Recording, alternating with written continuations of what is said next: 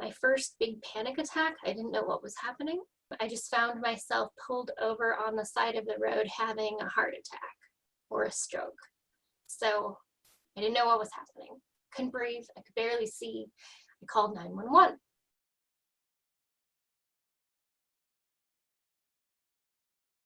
My name is Katie, and I'm a mom first and foremost. I'm 38 years old. I've had anxiety for probably 10 years now. I want to say the first diagnosis for panic disorder that I received was in 2011. It was during a big move across the country. Just a lot of changes were happening all at once. That was a very, very hard time in my life. Depressed because of all the panic attacks happening all the time. So that went on for a couple years. And I ultimately ended up getting divorced. Moved back to my home state of New Hampshire. During all of that, ended up meeting a very nice man who also had a young daughter. So our two daughters are sisters.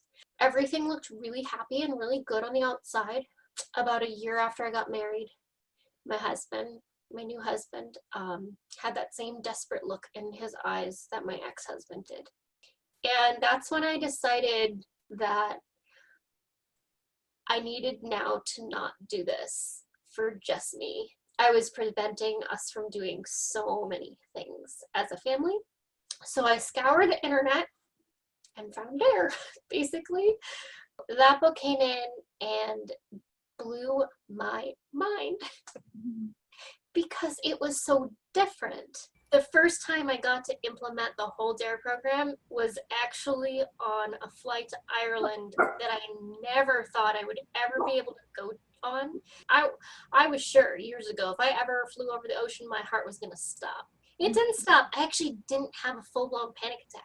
So I realized that I hadn't had a panic attack in 4 months. I was feeling amazing. I'm extremely grateful for DARE. So DARE has just really enabled me to not be afraid to have a panic attack. It's absolutely changed my life, and I will say that it's saving my marriage.